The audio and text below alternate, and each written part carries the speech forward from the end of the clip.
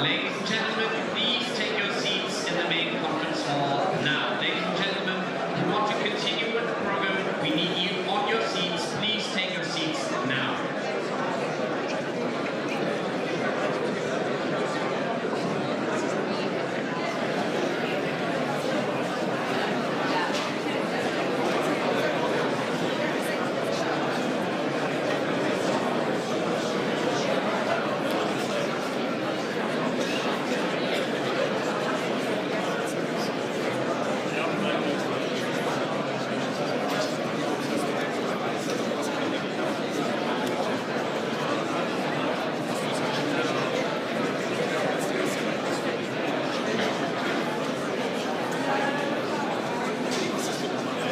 Ladies and gentlemen, please welcome to the stage the President of the European Commission, Ursula von der Leyen.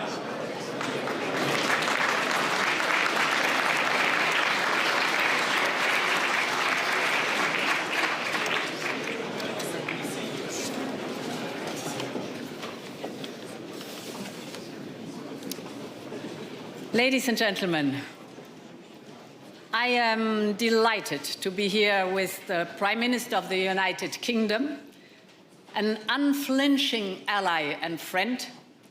Dear Keir, we both know the backdrop of our discussion, the nature of transatlantic relations.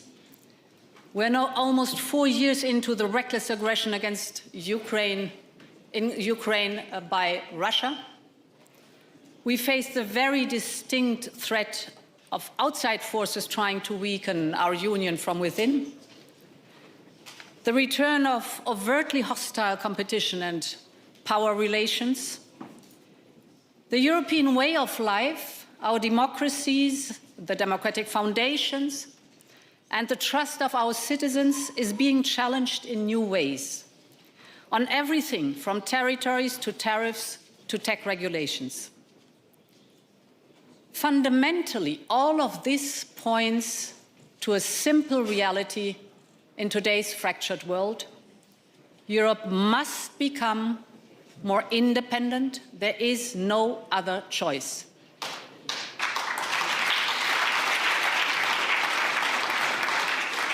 Independent in every dimension that affects our security and prosperity, defense and energy, economy and trade, raw materials and digital tech. Some may say the word independence runs counter to our transatlantic bond.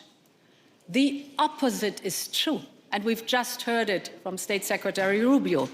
An independent Europe is a strong Europe, and a strong Europe makes for a stronger transatlantic alliance. Today is the time for action, and I want to focus on Europe's plan for independence. And to help frame this, I will borrow a line by Jerry Freigham, the US Assistant Secretary of Defense, spoken here in Munich in the 70s.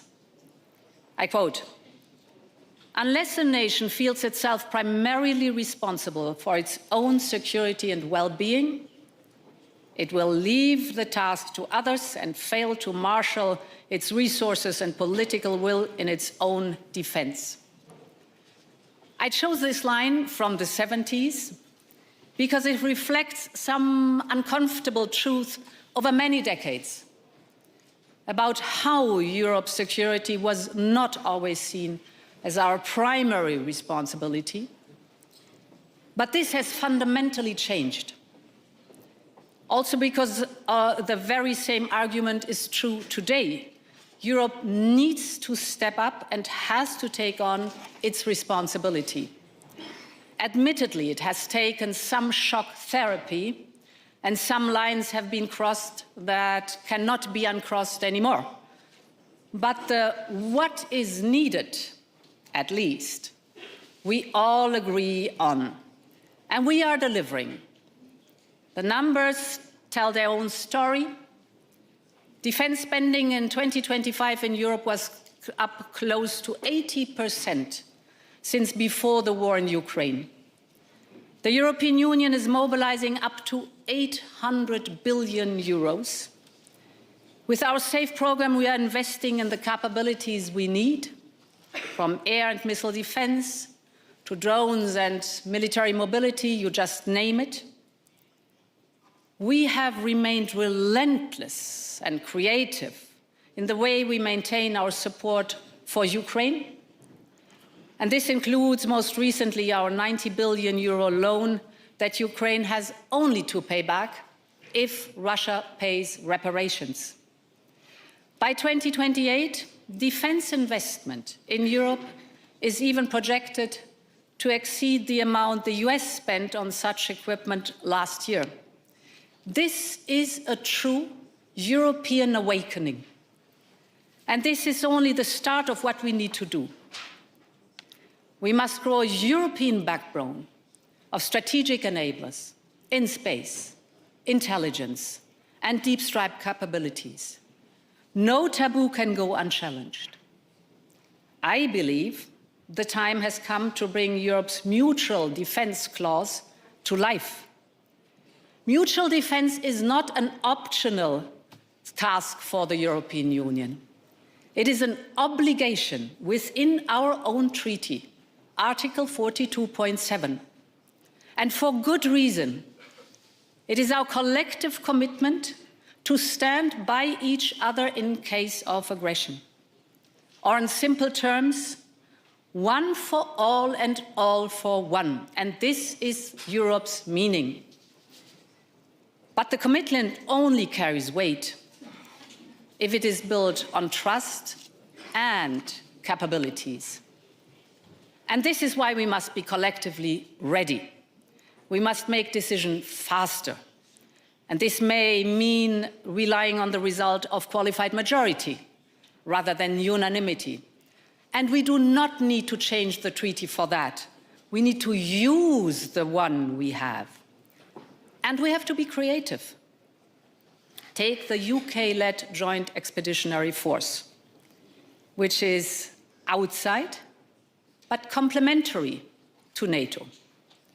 It brings together 10 European countries to deter and reassure in the high north of the Baltic region, with an operational command in Northwood, UK.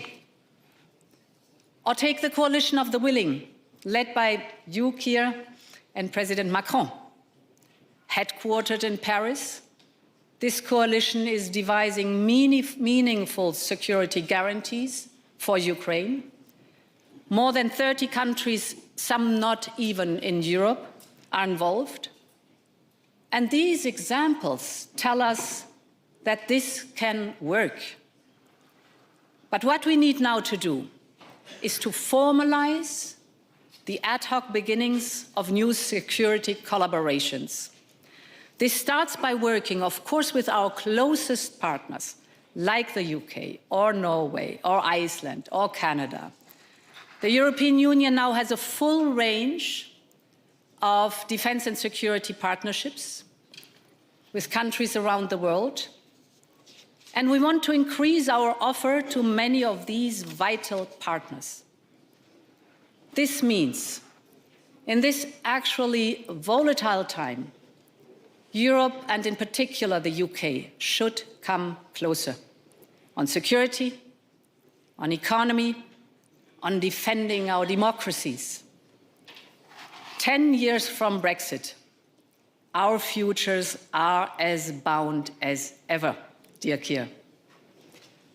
So it is in our common interest to be ambitious about our partnership, because the UK and the European Union, in fact, all of Europe, we are in this together, and we will always stick together. This is the common promise. And this brings me to my second priority, the need for a new European security strategy. I believe we must urgently recalibrate the way we use our entire policy toolbox: trade, finance, standards, data, critical infrastructure, tech platforms, and information. In essence, each and every one of our policies needs a clear security dimension in this new world order. We in Europe should be ready and willing to use our strength assertively and proactively to protect our security interests. We need a new doctrine for this with a simple goal: to ensure that Europe can defend its own territory, economy, democracy, and way of life at all times. Because this is ultimately the true meaning of independence. Ladies and gentlemen, so how do we bring all of this to life? For the answer, I look to Ukraine. Ukraine has shown that strength and deterrence and ultimately lives depend on industrial capacity, producing, scaling, and sustaining the effort over time. And they say in Ukraine, you change or die. We must adopt this mantra too. We need to tear down the rigid wall between the civilian and defense sector. Europe is a powerhouse for car manufacturing, aerospace, and heavy machinery. We should not look at these industries as purely commercial, but as core to the defense and the defense value chain. We have inspiring European defense tech champions. We just need to incentivize them. This is especially true for the dual-use tech fields: AI, cyber, drones, space. Their journey to market must be rapid. This is another battlefield lesson from Ukraine. And that's why the EU's new Defense Innovation Office in Kyiv is merging European scale with Ukrainian speed and ingenuity. And with this approach, we can close our capability gaps quickly. Drones, for example, are the most obvious of these examples. They are inflicting around 80% of battlefield damages on both sides in Ukraine. So we are massively investing and speeding up innovation and production in this area. Or look at command and control. We know that we have too many different weapon systems: tanks, jets, ships. But new technologies, like AI and software, can help forge interoperability between member states, NATO, and the European Union. And this is what Europe is good at. We have all agreed to spend more. We need now to get the money out the door and turn this into real defense capabilities. Some ask whether we can afford this. But I say we cannot afford not to. And if we get it right, and we will turbocharge a new industrial deal that will not only keep us safe, but be an engine of growth, delivering prosperity for Europeans for decades to come. So yes, there is a lot at stake for Europe, but there is so much potential to seize too. Ladies and gentlemen, I have spoken a lot about equipment, investment, doctrine. But I would like to leave you with a last thought from Ewald von Kleist. It is from an address he gave standing outside the Reichstag, speaking to new recruits in 2010. He knew better than most that peace could never be taken for granted. And investing in security is never just about hardware. It goes far beyond. As he put it, peace and freedom, these two are interlinked. And it has to be the goal of security policy to protect them. End of quote. Peace and freedom. This is what Ukraine is fighting for today. We must honor their sacrifice with our quest for an independent Europe. and it will always remain Europe's response and purpose, our union's raison d'être. Thank you very much, and long live Europe.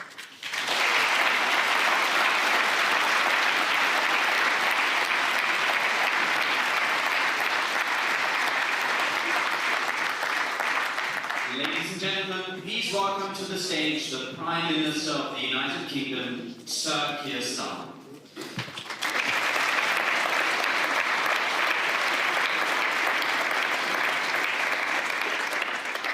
Ursula, thank you for that presentation. It's always a real pleasure to follow you on this stage as we work ever more closely together. Ladies and gentlemen, for many years, for most people in the United Kingdom, war has been remote, something that concerns us deeply, but which happens far away. But now we feel the solidity of peace, the very ground that we stand on, softening under our feet. It is the job of leaders to be ahead of these seismic shifts. Yet that is against the grain of history. Time and again, leaders have looked the other way, only rearming when disaster is upon them. This time must be different, because all of the warning signs are there. Russia has proved its appetite for aggression, bringing terrible suffering to the Ukrainian people. Its hybrid threats extend across our continent, not just threatening our security, but tearing at our social contract, collaborating with populists who undermine our values, using disinformation to sow division, using cyber attacks and sabotage to disrupt our lives, and deepening the cost of living crisis.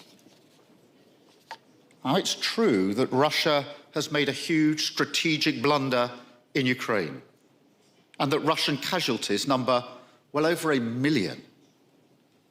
But even as the war goes on, Russia is rearming, reconstituting their armed forces, an industrial base. NATO has warned that Russia could be ready to use military force against the alliance by the end of this decade. In the event of a peace deal in Ukraine, which we're all working hard to achieve, Russia's rearmament would only accelerate. The wider danger for Europe would not end there. It would increase. So we must answer this threat in full. At the outset, it is important to be clear. We do not seek conflict. Our objective is lasting peace, a return to strategic stability and the rule of law. But in the face of these threats, there is only one viable option before us.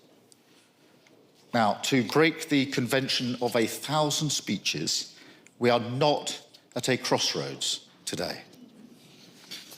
The road ahead is straight and it is clear. We must build our hard power, because that is the currency of the age. We must be able to deter aggression. And yes, if necessary, we must be ready to fight, to do whatever it takes to protect our people, our values, and our way of life. And as Europe, we must stand on our own 2 feet. Now, that means being bolder. It means putting away petty politics and short-term concerns. It means acting together to build a stronger Europe and a more European NATO, underpinned by deeper links between the UK and the EU, across defence, industry, tech, politics, and the wider economy. Because these are the foundations on which our security and prosperity will rest. This is how we'll build a better future for our continent. True to the vibrant, free and diverse societies that we represent, showing that people who look different to each other can live peacefully together, that this isn't against the tenor of our times. Rather, it's what makes us strong, as we're prepared to defend it with everything that we have. Now, we are not the Britain of the Brexit years anymore, because we know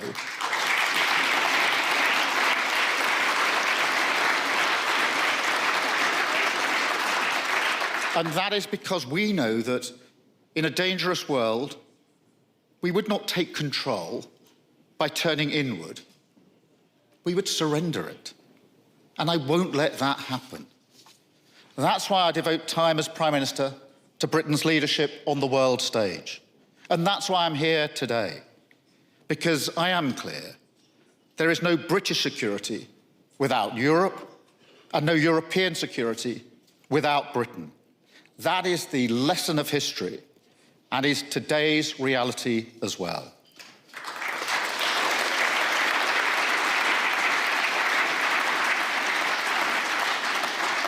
So together, we must rise to this moment. We must spend more, deliver more, and coordinate more. And crucially, we must do this with the United States. The US remains an indispensable ally. Its contribution to European security over 80 years is unparalleled, and so is our gratitude. At the same time, we recognise that things are changing. The US national security strategy spells out that Europe must take primary responsibility for its own defence. That is the new normal. Now, there have been a series of thoughtful interventions about what this means, including the argument that we're at a moment of rupture. Now, I would agree that the world has changed fundamentally and that we must find new ways to uphold our values and the rule of law. But in responding to that change, we must not disregard everything that has sustained us for the last 80 years. That could prove to be a moment of destruction. But instead, I believe we must make this a moment of creation. Instead of a moment of rupture, we must make it one of radical renewal. So, rather than pretending that we can simply replace all US capabilities, we should focus on diversifying and decreasing some dependencies. We should deliver generational investments that moves us from overdependence to interdependence. I'm talking about a vision of European security and greater European autonomy that does not herald US withdrawal, but answers the call for more burden sharing in full and remakes the ties that have served us so well. Because we know the value of what we have. The NATO alliance is a phenomenon in human history. It achieved something that leaders had been trying to do for centuries, from Westphalia to the Congress of Vienna to Versailles. After centuries of conflict, the founders of NATO finally united our continent in peace and security. Our militaries that once faced each other on the battlefield now stand side by side, pledged to each other's defence. It is the shield over our heads every single day. Now, while some on the extremes of our politics chip away at this alliance, we defend it.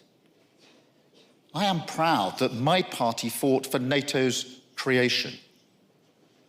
what our then Foreign Secretary Ernie Bevan called a spiritual union of the West. And we've shown our fidelity to that ideal, asserting each other's sovereignty, as we did on Greenland, and crucially, coming to each other's aid under Article 5.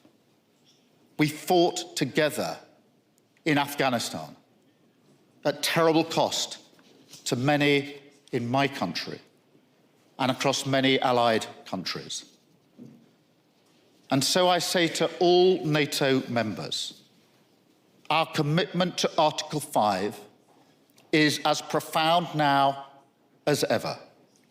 And be in no doubt, if called on, the UK would come to your aid today.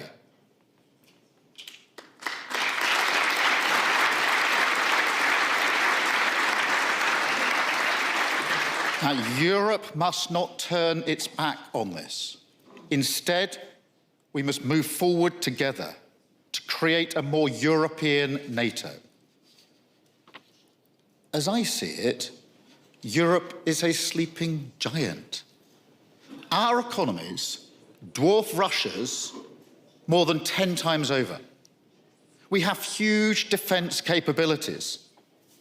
Yet, too often, this adds up to less than the sum of its parts. Fragmented industrial planning and procurement have led to gaps in some areas and massive duplication in others.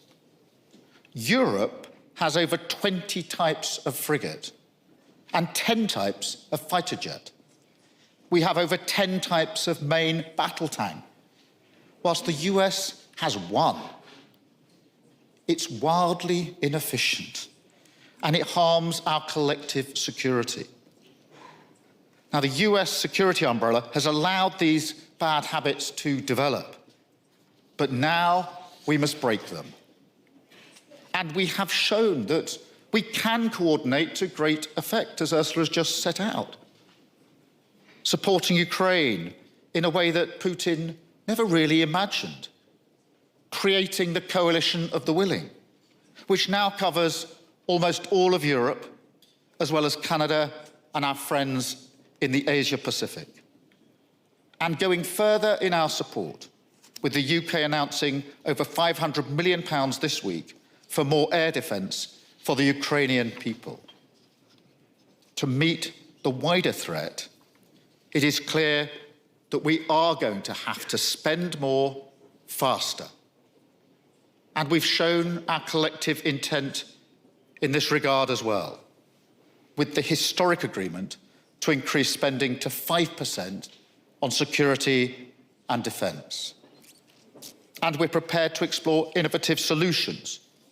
So we're stepping up work with like-minded allies on options for a collective approach to defence financing to help accelerate this vital investment.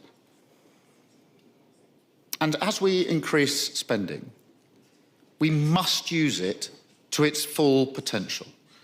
We must come together to integrate our capabilities, spending and procurement, and build a joint European defence industry.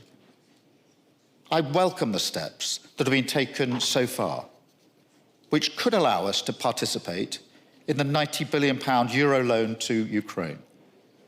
I hope we can work together like this going forward. Because, look, the logic of defence is solidarity and collective effort, not market access.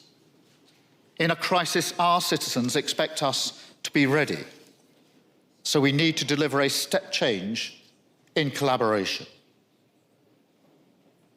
And I'm proud of the work we're already doing together, delivering cutting-edge drones with Ukraine, developing next-generation long-range missiles with Germany, Italy and France, working with our JEF allies to protect our northern flank, doubling our deployment of British commandos in the Arctic, taking control of NATO's Atlantic and Northern Command in Norfolk, Virginia, and transforming our Royal Navy by striking the biggest warship deal in British history with Norway.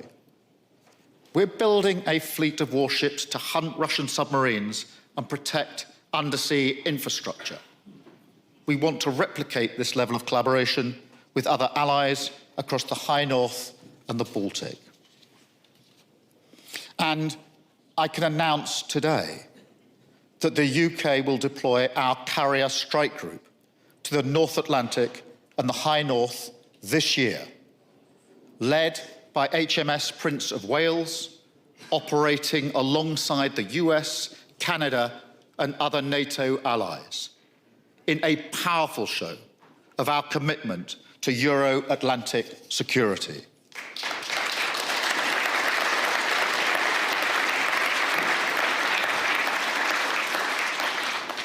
That is also why we're enhancing our nuclear cooperation with France.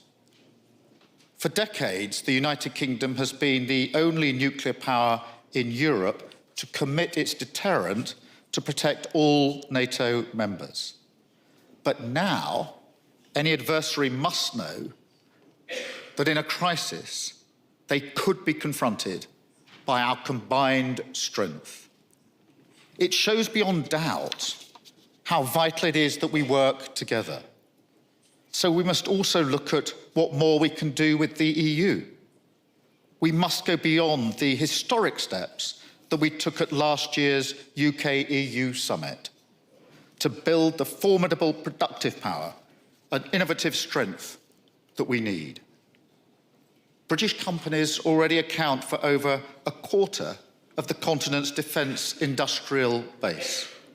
They are job-creating, community-building machine, employing around 239,000 people across the United Kingdom, including in Wales, where this month we're launching the first of 5 regional defence growth deals. We want to bring our leadership in defence, tech and AI together with Europe to multiply our strengths and build a shared industrial base across our continent, which can turbocharge our defence production. And that requires leadership to drive greater coherence and coordination across Europe. That is what we're doing with Germany and France in the E3, working closely with EU partners, particularly Italy and Poland, as well as with Norway, Canada, and Turkey. So my message today is the United Kingdom is ready. We see the imperative, we see the urgency. We want to work together to lead a generational shift in defence industrial cooperation. Now, this includes looking again at closer economic alignment. We are already aligned with the single market in some areas to drive down the prices of food and energy. We are trusted partners. And as the Chancellor of the Exchequer said this week, deeper economic integration is in all of our interests. So we must look at where we could move closer to the single market in other sectors as well, where that would work for both sides. The prize here is greater security, stronger growth for the United Kingdom and the EU, which will fuel increased defence spending, and the chance to place the UK at the centre of a wave of European industrial renewal. I understand the politics very well. It will mean trade-offs, but the status quo is not fit for purpose. And to me, there's no question where the national interest lies, and I will always fight for what's best for my country. I started today talking about avoiding the mistakes of the past, like delaying action or fragmenting our efforts. But there's something else. In the 1930s, leaders were too slow to level with the public about the fundamental shift in mindset that was required. So we must work harder today to build consent for the decisions we must take to keep us safe. Because if we don't, the peddlers of easy answers are ready on the extremes of left and right, and they will offer their solutions instead. It's striking that the different ends of the spectrum share so much. Soft on Russia, weak on NATO, if not outright opposed, and determined to sacrifice the relationship we need on the altar of their ideology. The future they offer is one of division and then capitulation. The lamps would go out across Europe once again. But we will not let that happen. If we believe in our values, in democracy, liberty, and the rule of law, this is the moment to stand up and to fight for them.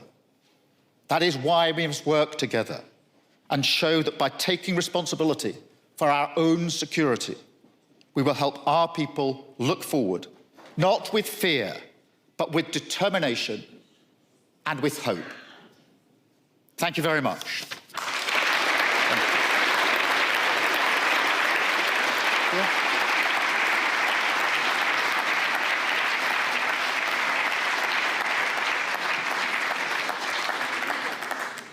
Very clearly spelled.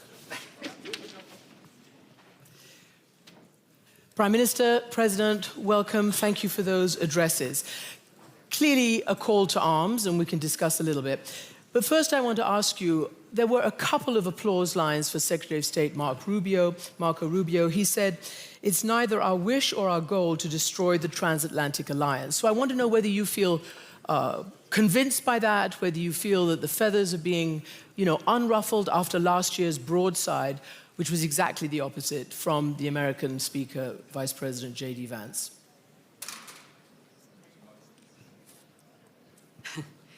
So I was very much reassured by the speech of the Secretary of State. We know him. He's a good friend, a strong ally. Indeed, this was for me very reassuring to listen to him. We know that in the administration, some have a harsher tone on these topics, but the Secretary of State was very clear. He said, we want a strong Europe in the alliance. And this is what we are working for intensively in the European Union. We have to be an independent Europe, not a Europe that is leaning on someone, but a Europe that is going forward with friends and allies, together facing the challenges that are out there. And therefore, a strong Europe, I completely align with the Secretary of State where that is concerned. But we have to build it. We have to work for it, a strong and independent Europe, to be then a strong ally in NATO, because NATO is consistent then of our friends and allies indeed. But it was also your message. We want a strong Europe. And this is, I think, the message of today, which reflected and was echoed very much in the speech of the Secretary of State. I thought the Secretary of State's speech was consistent with the argument that Ursula made in her remarks a moment ago and the argument I'm making. I think it's really clear, though, that we shouldn't get in the warm bath of complacency and think that, therefore, all we're really doing is reasserting the continuation of what we've had for the last 80 years. That would be a mistake, and it'd be a particular mistake for Europe, because my strong view is that Europe hasn't done enough in its own defence and security for many years. And the conflict in Ukraine has flushed that out, shown it to be the reality. And it falls to us as leaders to recognise that, to change and strengthen Europe, which is what I'm arguing for, what Ursula is arguing for, and not just say that, but follow it with actions. And Ursula's taken the lead on this. In the work that she's done, particularly on the funding of the defence work that needs to be done, because we will only be able to preserve NATO in the way it is needed for the next 80 years if we change and strengthen the European dimension. That is something which a number of American presidents have said for some time. I believe to be true, and I think we've got to seize this movement to move forward, not to pull apart the transatlantic relationship, but to make sure it works in the circumstances and the times that we face. Now, I know you want to embrace the United States. You talked about not overly depending, but not also rejecting the US. But you know that the Munich Security Conference doctrine, before this conference began, talked about an era of demolition politics, demolition men, the politics of destruction, etc., including referencing the President of the United States. A very key American former Republican, he calls himself, analyst has said that America is, under Trump, is playing a role of a hostile and probably, possibly predatory power as well. So Europe is caught between a predatory Russia and a potentially predatory United States.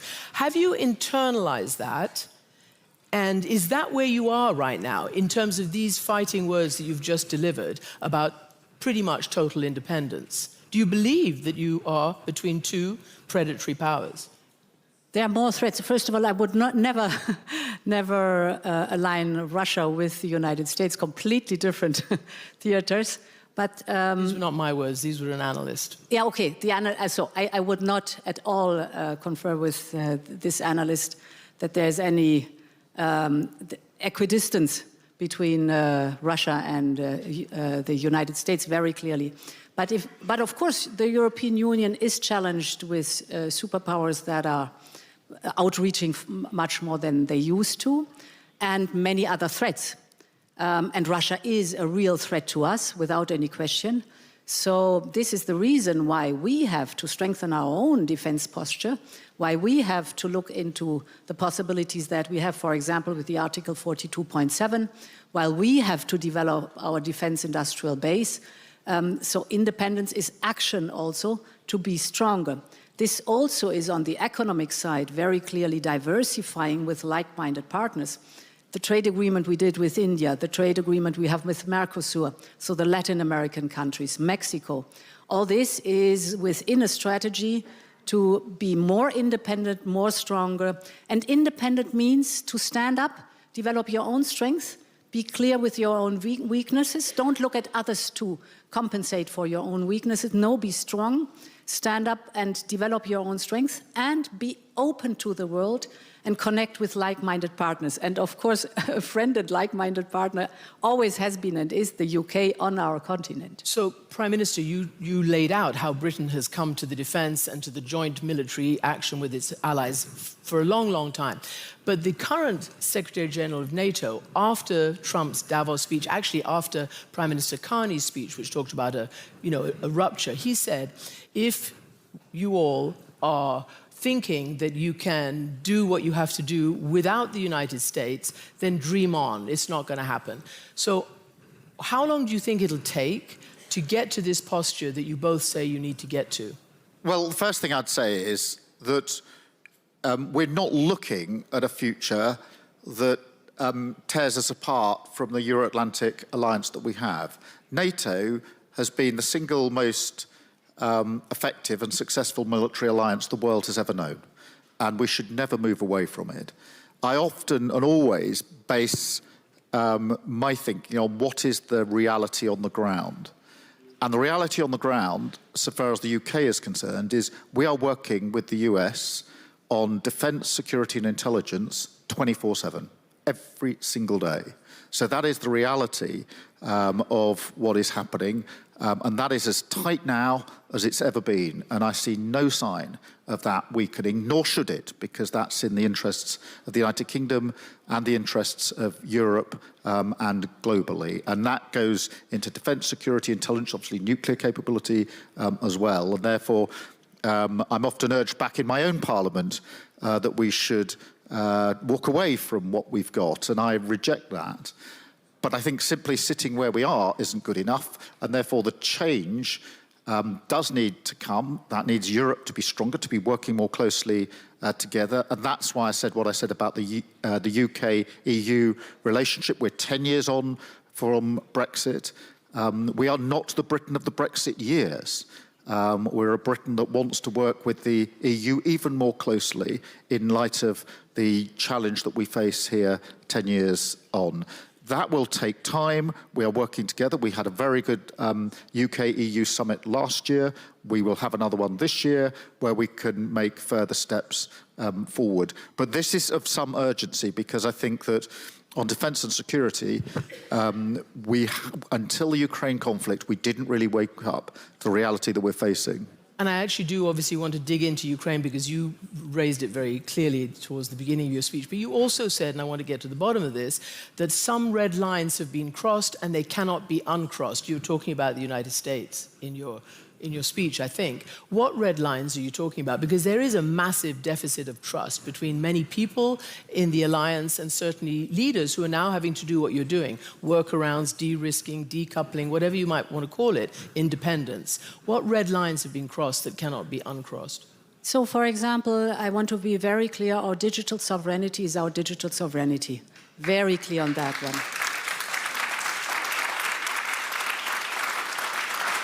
And we have a long tradition in freedom of speech. Actually, the Enlightenment started on our continent. And we are very clear with digital sovereignty also that what is forbidden offline is forbidden online. And we will not flinch what that is concerned. We will be very steadfast to pursue this very clear demand for us. But if I may also look at the quote of the Secretary General of NATO, dream on. I would like to tell him, my dear friend, no, my dear friend, there's not only status quo goes on, or division and disruption. There is a lot in between. And status quo is not satisfactory, neither for us, nor for the United States. So there is much more in between, and an independent Europe just means let's develop our strengths without constantly leaning on someone else, and then being strong, moving forward and facing the challenges the world is offering to us. This is what I want to tell my friend Mark Rutte. Prime Minister, in terms of, President von der Leyen talked about the digital space. That is a red line that cannot be, messed around with. What about the violating international borders space? Do you believe the US threat to Greenland is over? That was a red line for you. It all seemed to stiffen all of your collective spines and you got kind of moving on it. Do you think the threat is over? Well, I think that, firstly, I'm very pleased that that is now in a process of dialogue, which is where it should have been. The security in the Arctic is really important for all of us, and we need to do more. That's why I announced what I announced about the Carrier Strike Group. I thought that those weeks of Greenland were quite instructive because we had, certainly from the British point of view, the usual mix of common sense, pragmatism, but sticking to our values and principles. And across Europe, we stuck to those values and principles about sovereignty. And why sovereignty matters. And it was a period in which there was intense collaboration and discussion amongst European leaders as to how we would approach the issue. And I was very pleased that we did it in the way that we did, as I say, a mix, as ever, with the Brits of pragmatism and common sense, but with saying these are the lines, these are our principles, these are our values, and that requires us to be absolutely clear about the question of sovereignty. And now it is in a process of discussion and dialogue focused, in my view, where it should be, which is on security in the Arctic, which is a pressing issue and an issue where we all need to do more. About Ukraine, because, again, Marco Rubio, the Secretary of State, barely mentioned it except for an elusive peace, he said those words. Now, President Trump has said in his latest comments that Ukraine, President Zelensky needs to get onto it because Russia wants a deal, these are his words, and President Zelensky needs to get onto it right now, otherwise he's going to miss a great opportunity. Secretary Rubio did not go to your meeting, your leaders' meeting with President Zelensky last night. Where do you think this all stands? Where do the negotiations stand? Is it Zelensky who needs to be pressured? So I think it's extremely important that we do not buy in the Russian narrative. And this has been out too much there. I mean, if we look at the strategic goals and the military goals of Putin, it's a huge failure. He wanted to Russify Ukraine. Ukraine has become European. He wanted to stop NATO. NATO has gotten bigger with Sweden and Finland. He wanted to occupy Ukraine within days or weeks. Well, now we are unfortunately in the 4th year of the war. And I think it is so important that we, on our side, tell the truth, what is going on in Russia, with a war economy, with skyrocketing interest rates and inflation, completely isolated. And now this is a war of attrition. And in this war of attrition, it is of utmost importance that we push forward the negotiations and put pressure on Putin that he finally comes to the negotiation table.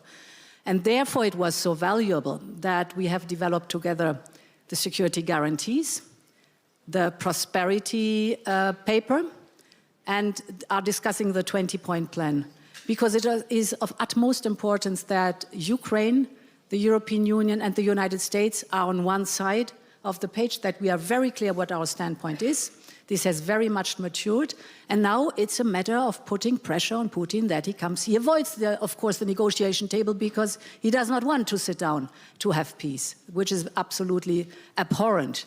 So therefore, the pressure we put on him, and the economy is at the limit, is the one way really to make progress in getting to the negotiation table to peace talks.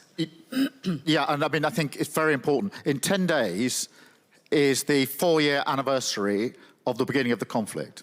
And it is therefore important to remind ourselves who the aggressor is. The aggressor is Russia. And the quickest way for this conflict to end is for Russia to stop its aggression. And therefore, we're not dealing with two equal parties. There's an aggressor, which is Russia, and there is Ukraine, which has been subject to attack and killing and bombing and taken a huge, or paid a huge price. I agree with Ursula that actually, if you look at the situation on the ground, it was a huge strategic error for Putin. He thought he would take Ukraine in a matter of weeks. And here we are 4 years later. He has by no means achieved his end, and he has had the opposite effect. The NATO summit last year was the biggest and the strongest, with the greatest resolve for many, many years. So NATO is stronger. Russia's lost, as I mentioned a moment ago, 1 million lives to this conflict. In January this year, I think I'm right in saying 30,000 died on the front line. That is why we're all working for a just and lasting peace. But it will only be just and lasting if the security guarantees, because we've had a cessation of hostilities before, but without anything sitting behind it. And one thing we know about Putin, if nothing sits behind it, he'll go again, which is why we set up the coalition, the Willing, to work on security guarantees. I'm really pleased we're working with the US on that.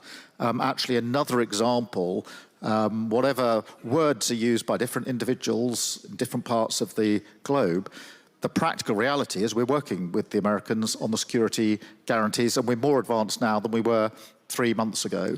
And I'm really pleased that we're in a better position. So I need to ask you a political question, because a lot of people at home are interested. You've just spoken about the amount of money that needs to be spent on the Ukraine defense, on Britain, on Europe. That takes politics and convincing. I wanted to ask you, do you think you narrowly just miss being toppled? Do you think that what's happening in the politics at home is distracting you and perhaps making you vulnerable to a Brexit follow, the Reform Party, or even maybe the Conservatives, who might not want to pursue the kind of politics that you want to pursue? No, I reject that. I ended the week much stronger than I started it, and that's a very good place to be. And my party and my government is completely united on the question of Ukraine and defence and security, and the need for stronger relations with Europe on defence, on security and on economy as well. And so I think that there is real strength in the position I've now set out. I think the whole of the government is united behind that. I think actually it unites across the House of Commons. Not everybody, I accept. Reform have a different agenda. They're pro-Putin. We know where they stand. Imagine if they were in government in the United Kingdom. the coalition of the willing could not exist with UK participation in it. We would not be seen as a leader on the European or international stage. We would be seen as a country that people couldn't do business with. So it's not universal across our parliament, but there's a very strong feeling amongst right-minded politicians that we stick together on Ukraine. When I was in opposition, we supported the then government, a Conservative government on Ukraine, because it was the right thing to do for the values that we uphold. And I'm pleased to say that the Conservative opposition, as it now is, supports the government when it comes to Ukraine, because again, we share the values that underpin it. So for all of the divisions that you never to get in politics, there are some real clarity and some real certainty on these key issues. Prime Minister Starmer, President von der Leyen, thank you very much indeed. Thank you.